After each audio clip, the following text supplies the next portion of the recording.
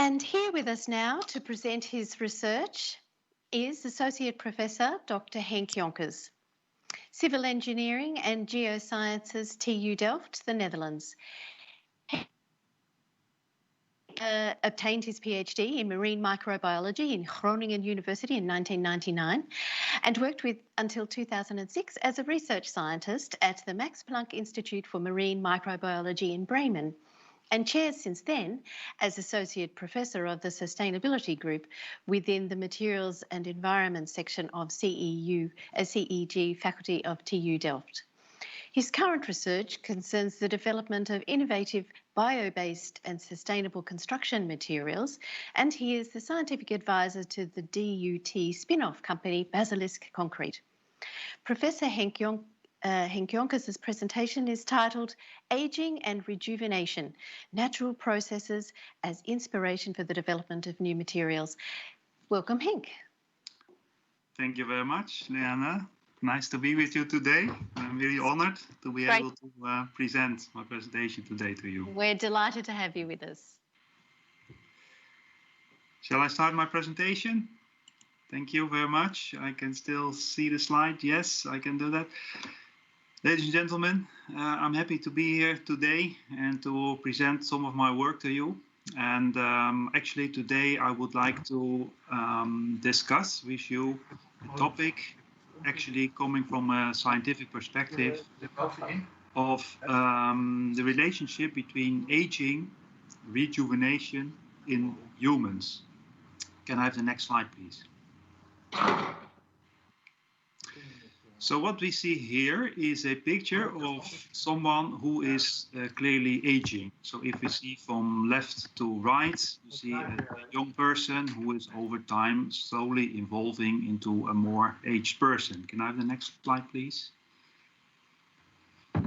Now, what is also shown here is a graphic which shows the performance of a human being over his lifetime. So on the x-axis we see performance, and we see that typically increasing with age, but then typically at the age around between 20 and 30 years we see that it reaches a peak and then it slowly degrades again. So this is coming from some scientific literature in which researchers gave a specific test to a number of people. And so they've made a relationship between the age of the person and how well he actually performed this test. Well, I think we can all recognize this kind of test from our days from a school period. And this is something that we preferably don't like to do that often. But what you can clearly see here, that we see a decrease in performance at later age. Can I have the next slide, please?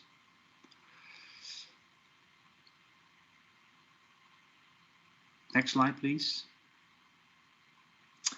So typically this test, this is a mental test. So what is also a little bit different if we look at our physical performance. So now we see a picture of an aged person who is apparently still extremely very fit. So you see he does a lot of exercises every day, so his body is still in a very perfect shape. Although when you look closely at his face, you can clearly see that this person is rather aging, actually. Can I have the next slide? Now, this is, of course, a very political incorrect picture. But here we see a person who is of older age, but he still, when we look at his face, he seems relatively fit. Well, this is actually due because of some surgical facelifting processes that just appears that this person is really fit at old age. Can I have the next slide, please? So when we look at physical performance in humans, then we see that there's clearly a relation with age. So there was a journalist, and he was actually looking at a running contest.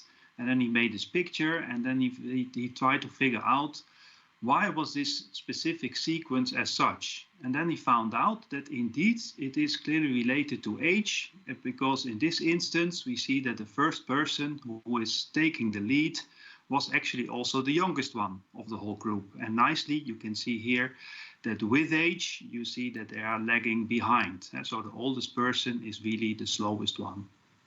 Can I have the next slide, please? And the next slide, please.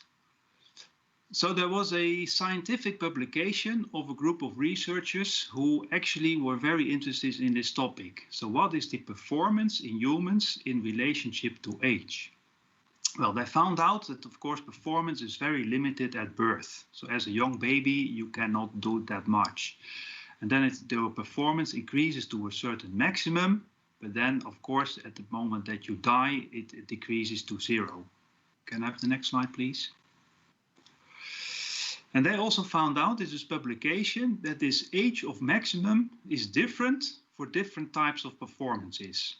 So, for example, it is at the age of 26, we reach the maximum that we can achieve if it comes to certain types of sports, like track and field.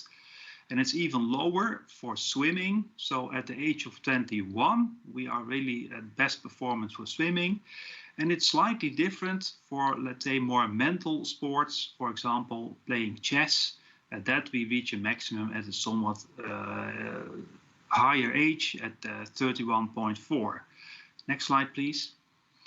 So this is actually one reason why we also in science like to make use of very young scientists who actually perform the research. So we typically hire PhD researchers at the age between 25 to 30 because they are clearly at the maximum performance level when it comes to science. And we as older scientists are slowly then changing towards more managers, and we try to manage the whole process and actually see how we can perform also on that level for the best. Next slide, please. And also another scientific research, they looked also into the relationship between specifically the cell structure, certain cell structures that we can find in the human body.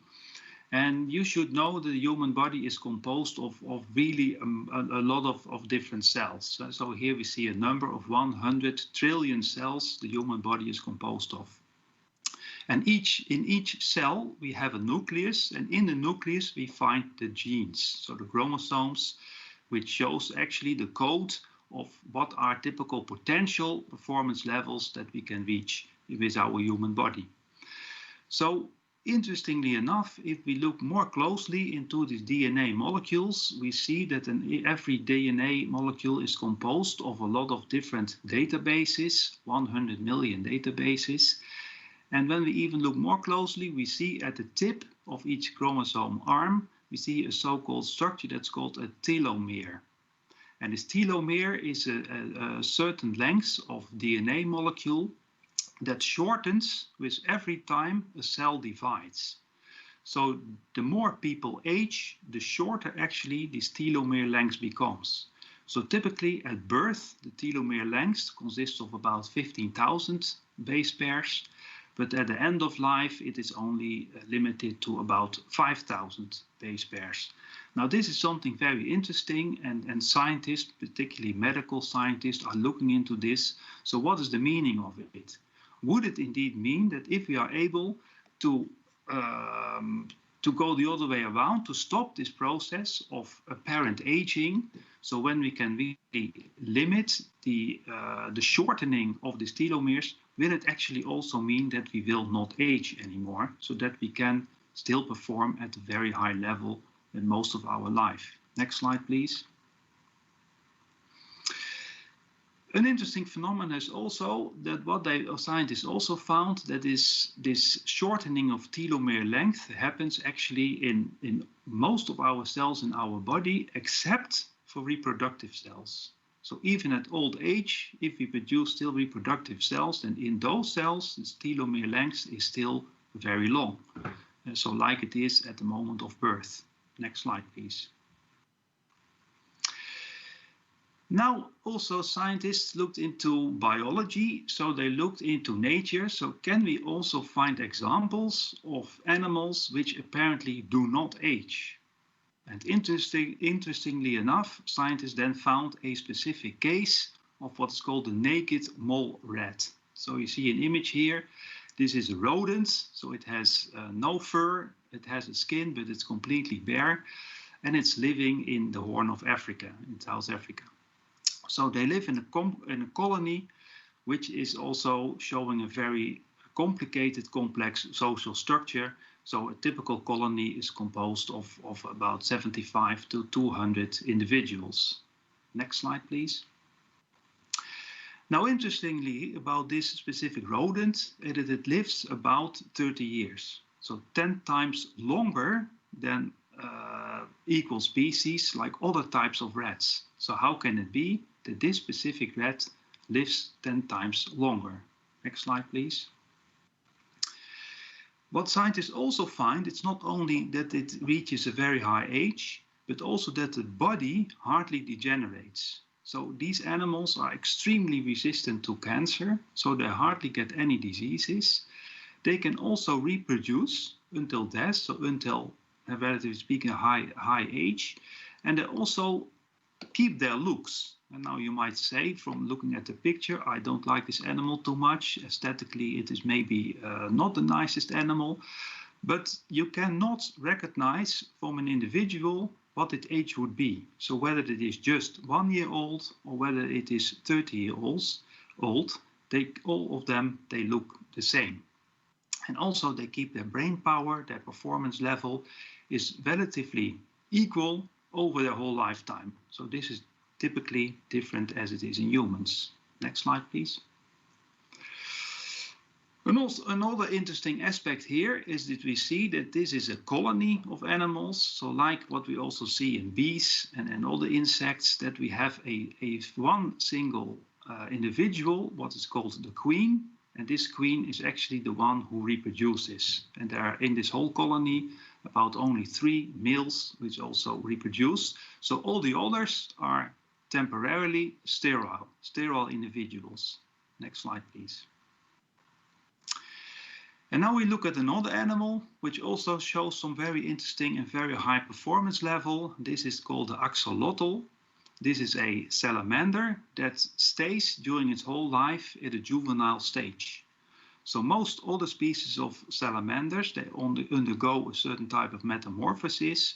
So at a very young age, they change from a juvenile form to an adult form. Now this specific species doesn't do that. Next slide, please. So what is interesting specifically about this species, that it stays in this juvenile stage, and therefore it also has the ability to regenerate a lot. So even if it loses a specific limb, so a complete arm or a complete leg, it will regenerate, so it will grow back. And this can only happen at this specific species when it is in its juvenile stage. So not when it has reached, let's say, in other salamanders, when they have metamorphosized to a full-grown individual. Next slide, please. Now, this is a very beautiful, nice animal, and actually 2 years ago it was also chosen by a Dutch newspaper as the animal of the week. And here you can see it sitting in an aquarium, and it looks quite happy. It is smiling to us, and this is maybe because it has such a very high performance level over its whole lifetime. Next slide, please. Now, if you look at bacteria, we also see this interesting phenomena. Bacterium can actually also do asexual reproduction, so it can clone itself. So here now we see a sequence of images where you go from 1 bacterium to 2 to 4 to 8 and so on and so on. And it apparently is also here the case that an individual bacterium does not age, because at a certain stage it just reproduces and it gets really fresh and young again. Next slide, please. So this is now the question, what can we conclude so far from all these scientific studies? So this is my conclusion. I don't know if it's scientifically fully correct or not, but at least from these previous cases, it appears that an asexual lifestyle apparently increases our lifespan and also delays the aging process. A lot of question marks there, because this is the conclusion only based on these few cases, so I'm not convinced myself that this is absolutely true. The other conclusion is that specifically also microorganisms, they hardly age, so they can clone, and therefore they really stay young. Can I have the next slide, please? Now, this is a message that we took in our research, and then we decided what can we learn? How can we learn from nature? How can we get inspiration from nature by developing specific materials that also show this high performance level and actually also show this performance of rejuvenation? So therefore, we decided to start a collaborative project between scientists coming from completely different fields.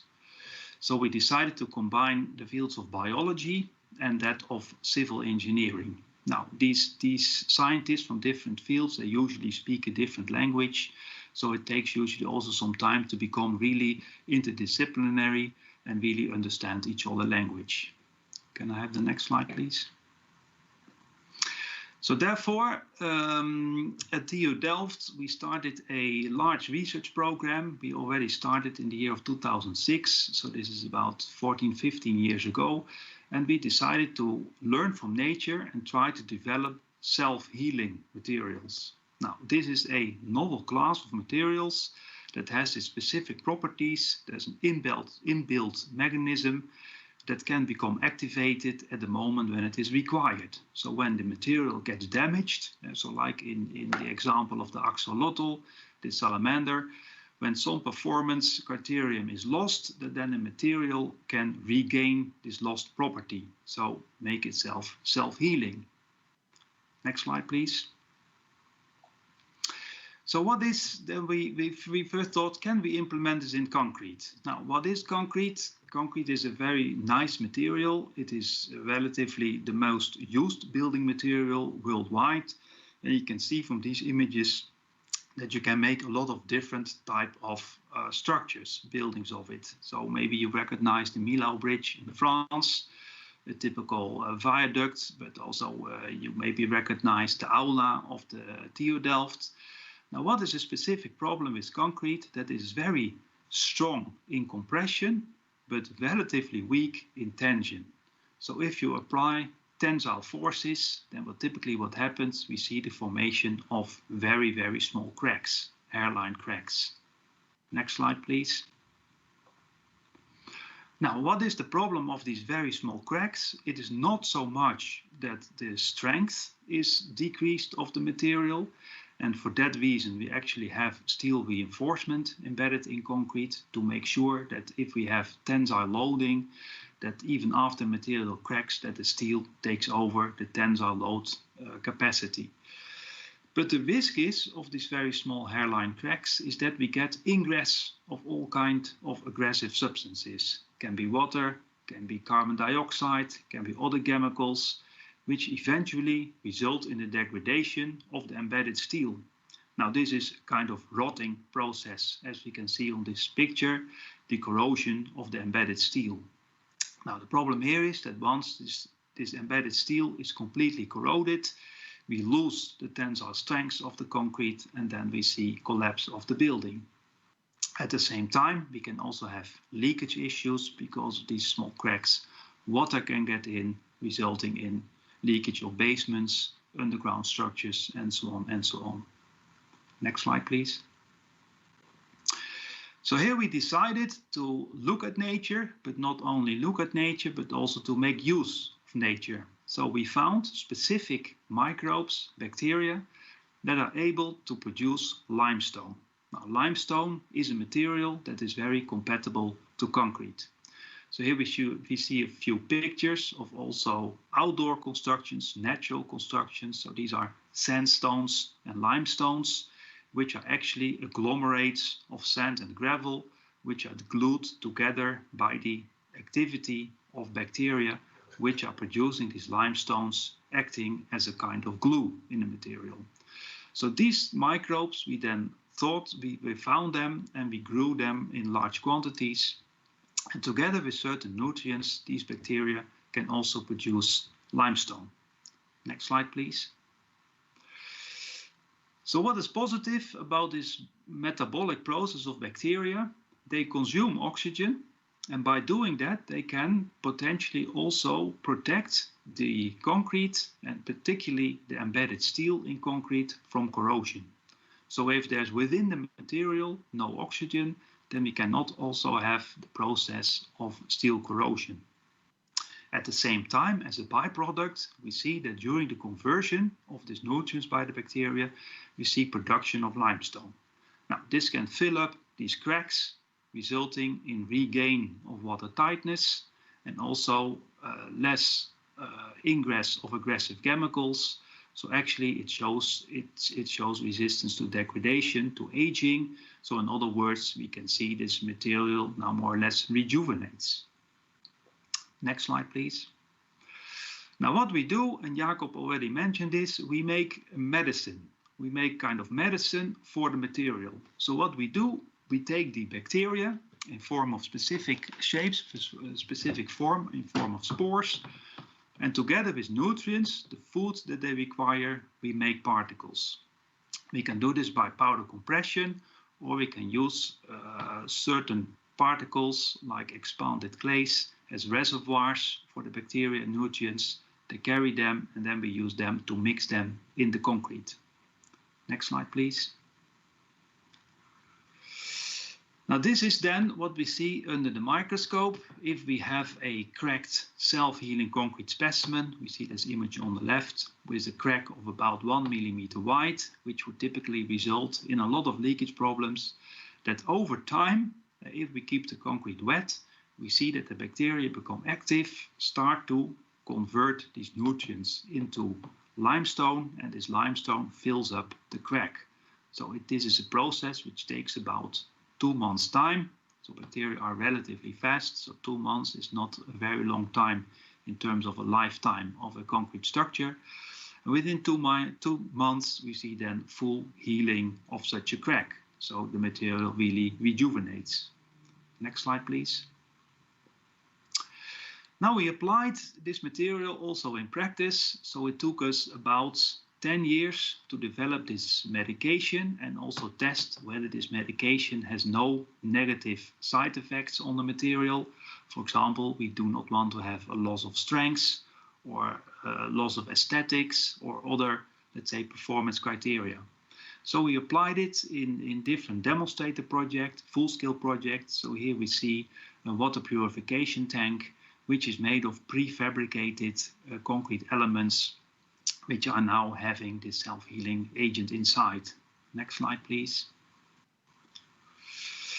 We also applied it in situ cast concrete. So here you see in the left image a concrete mix truck, which is then pumping the liquid concrete mix in the formwork.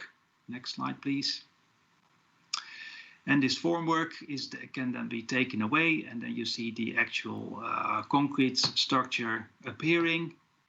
Okay, ladies and gentlemen, I hope I'm back again. Sorry for that. That is a consequence of all of us working from home and trying to be connected by internet. Sometimes we then experience technical difficulties.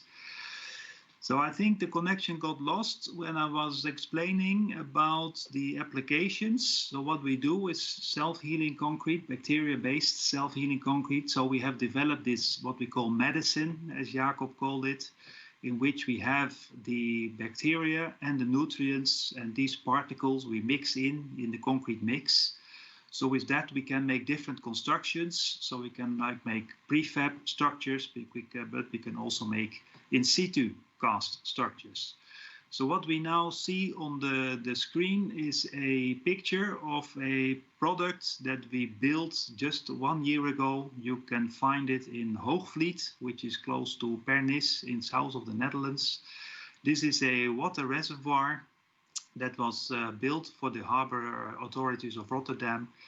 This structure is holding a lot of water for the fire brigade. So in cases of water in this industrial fire in this industrial area, then the fire brigade can go there and take the water from this reservoir. Now it needs to be aesthetically nice, so therefore the owner didn't want to have any cracks in it, resulting in possible leakage. So therefore we have applied self-healing concrete also in this case. Can I have the next slide, please? So what I was saying is this is just examples from science and also to practical applications where we would like to use the healing agents, but actually it also now applied in art. So Jacob and myself, we came in contact already several years ago, and we spoke with each other, and we thought it is very nice also to combine our disciplines. So disciplines of science and disciplines of art. And I hope with this presentation that I have been able to show you, to conclude that when we really think out of the box and we can apply knowledge from different disciplines, that we can come up not only with innovative new materials that have practical applicability, but can also actually be applied in art. So with that, ladies and gentlemen, I would like to finalize my presentation. I would like to thank Museum Beelden Aan Zee for the possibility to present, and also would typically like to thank Jacob van der Beugel for the very nice collaboration that we had in his most recent art project. I hope you have some questions. Please ask your questions, and I hope I will be able to answer them. Thank you. Thank you so much, Henk, for your wonderful presentation. We do, in fact, have some questions. Firstly, cognitive capacity may decrease with age, but can knowledge and experience also be important contributors to the world of research? Knowledge and experience, of course, Leanna. I think it's a very good question. So what I've shown here is some results coming from science where we see that indeed our, let's say, performance level decreases with age from a certain moment. However, on the other hand, we do, of course, collect a lot of experiences from which we can also learn. And this is actually what we also apply in science. So I jokingly said that we hire PhDs, young students, young scientists to be very productive. And we, as the older scientists, we are now becoming more managers. But with that, we try also with our experience to bring all the knowledge together that is then achieved as a team. So indeed, I think I can answer this question positively. Indeed, we can learn from experience, yes. And I'm just wondering if you can expand a little further on your collaboration with Jacob. To what extent was your collaboration, and was there some sort of exchange of knowledge between you, the scientist, and Jacob, the artist, or how did that collaboration work? Yes, I was contacted by Jacob several years ago because Jacob was intrigued by this idea that you can actually make materials self-healing. So this is why we had a lot of discussions and talks together, and Jacob came to our lab where we had further discussions. I showed him around how things work, and this inspired Jacob to also implement this self-healing in his art, and vice versa. By actually also talking to Jacob, I also realized that it is very important also for us scientists to better communicate with people outside, outdoors, how actually our material functions and what are, let's say, positive aspects that we can get from it, and that we also have to highlight maybe some negative aspects, but at least take away worry from people that if you work with microorganisms, that this can actually be highly beneficial. So having said that, sometimes I get more of these questions like, are these bacteria not pathogenic? Because a lot of people know that we can get ill from bacteria and microorganisms, like of the COVID, which is in this case viruses. But however, in microbiology, we see that we have millions of different species of microbes, microorganisms, and only few of them are pathogenic. And actually what we use and apply is the very harmless bacteria, and actually also bacteria that can be very beneficial. So think of microorganisms who produce medication, like penicillin, but also cheese and alcohol, and our bacteria which are able to convert our wastes into new raw materials again. So this is also what I learned from Jacob in the exchange, that we have to clarify as scientists better to the audience what we are actually doing. Wonderful. That's fantastic. Well, thank you so much for your excellent contribution today. Thank you so much, Henk. Thank you, Leanna. Okay.